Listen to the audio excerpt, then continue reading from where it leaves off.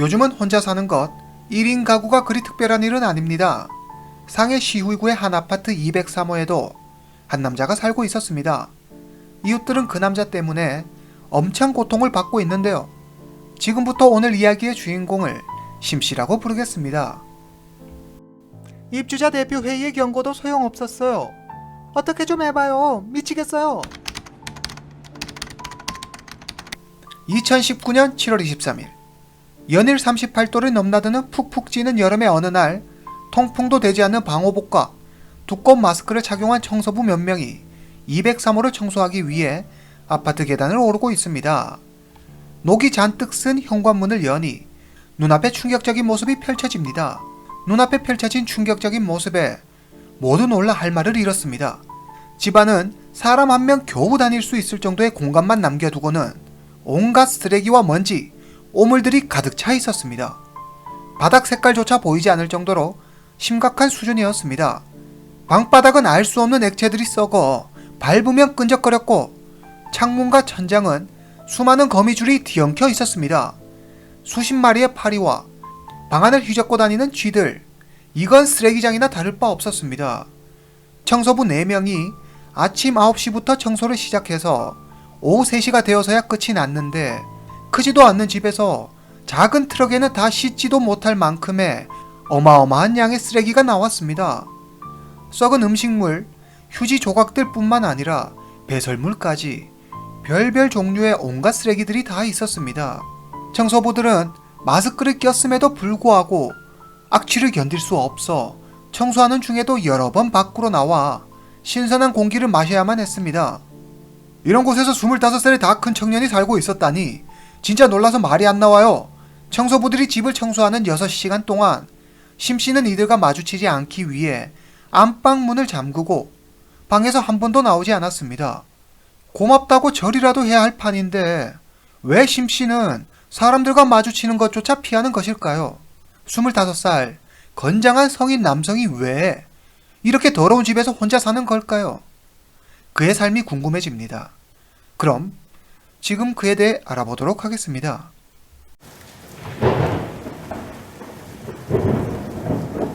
이웃들의 말에 의하면 심씨는 이 아파트 203호에서 혼자 살았습니다.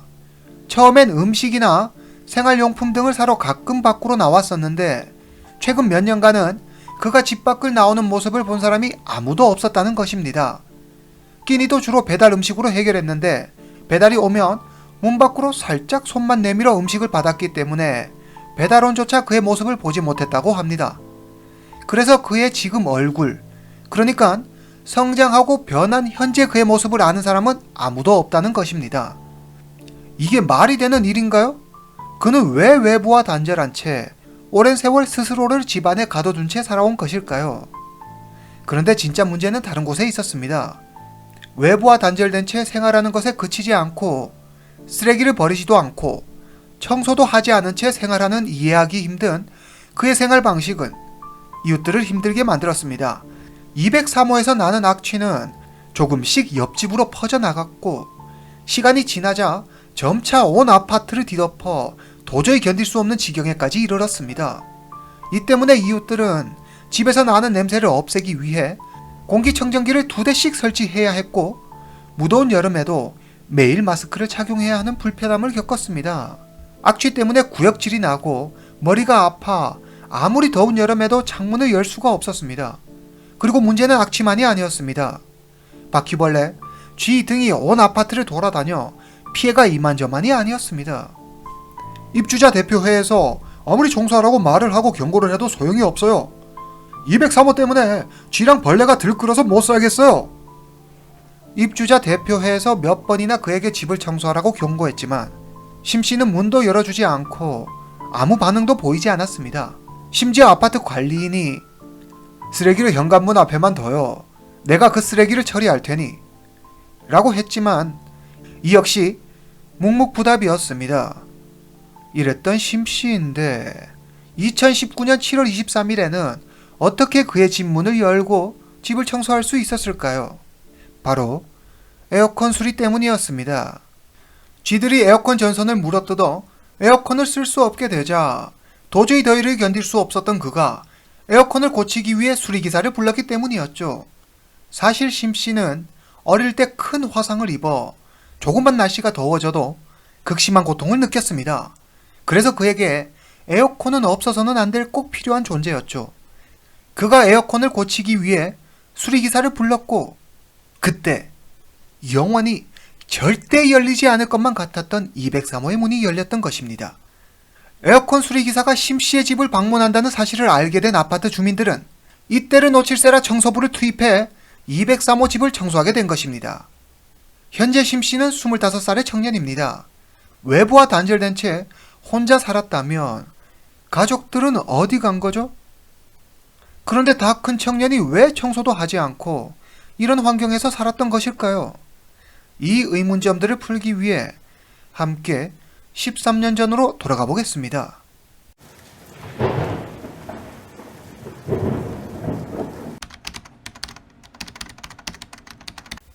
2006년 9월 19일 밤 11시 8분 상해시 공항국 지휘센터에 화재 신고가 한 건 접수됩니다. 장소는 캉지엔루 120번지 203호, 바로 심씨의 집이었습니다.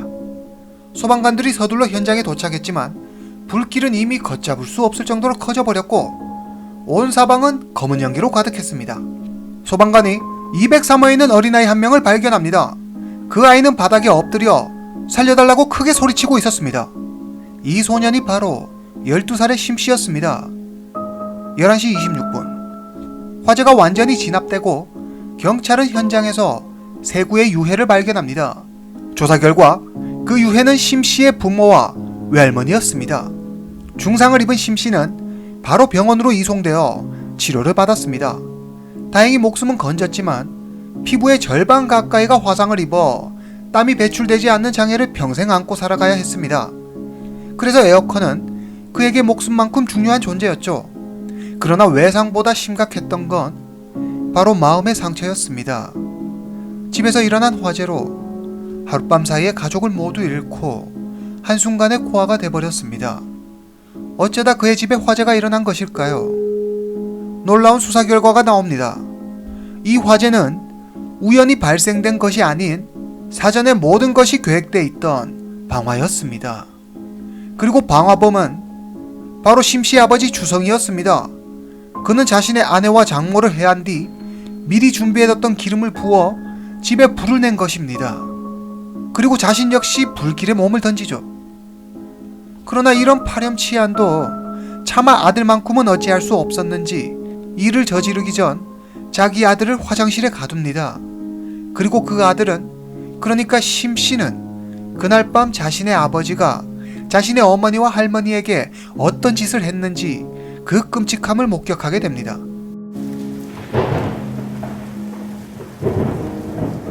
심씨의 아버지 주성, 결혼 당시 그의 집은 가난했고 본인 역시 능력 없는 한량에 불과했습니다. 결혼한 후에도 안정된 직장을 갖지 못하고 장모의 퇴직금에 기대어 생활했죠. 그런데도 그는 정신을 못 차리고 매일같이 동네 친구들과 모여 술 마시고 카드를 치며 놀기 바빴습니다. 이런 주성을 가장으로 인정하는 가족 구성원은 아무도 없었죠. 그래서 아들 이름도 아버지 주성의 성이 아닌 어머니 성인 심을 따르게 됩니다. 주성은 집에서 남편으로서 그리고 아버지로서 정말 형편없는 사람이었지만 아파트 주민들의 어려운 일에는 발벗고 나서는 이웃들한테는 매우 따뜻한 마음을 가진 사람으로 기억됩니다. 예를 들어 아파트 주민인 할머니의 선풍기가 고장나면 직접 찾아가 수리도 해주고, 또 교통사고가 나서 쓰러진 이웃을 발견하고는 서둘러 병원으로 데려다 준 적도 있었습니다. 이웃들은 자신들에게 늘 따뜻했던 주성이 이런 엄청난 일을 저질렀다는 것을 알고는 경악을 금치 못했습니다. 주성의 친구들은 경찰 조사에서 주성이 사건이 일어나기 며칠 전부터 평상시와는 조금 많이 다른 모습을 보였다고 진술했습니다. 갑자기 비싼 담배와 술을 사고 술자리에서 평소에는 먹지 않던 비싼 안주들을 주문했었다고 합니다. 그리고 사건이 일어나기 3시간 전인 19일 저녁 8시경 친구들에게 담배 한 갑씩을 나눠주더니 인사도 없이 호련히 사라지고는 이 같은 일이 벌어진 것입니다. 주성은 대체 무슨 이유로 이런 엄청난 짓을 저지른 것일까요? 그것은 바로 의처증 때문이었습니다. 2004년 주성의 와이프, 그러니까 심씨의 어머니는 자기 가정은 돌보지 않으면서 항상 남한테만 잘하고 인심 쓰는 주성에게 항상 불만을 가지고 있었습니다. 이들은 이런 문제들로 자주 다투게 되었고 둘 사이의 앙금은 점점 더 커졌습니다.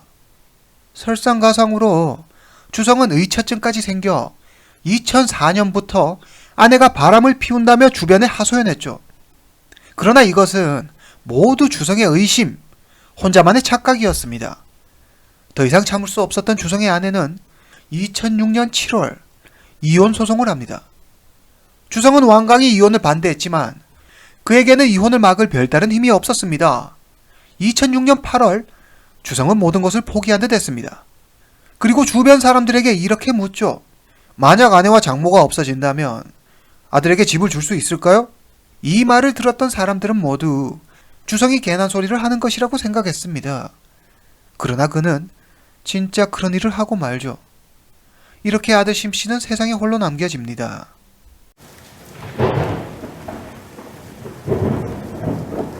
어린 시절 심씨는 친구들도 많고 명랑한 아이였습니다.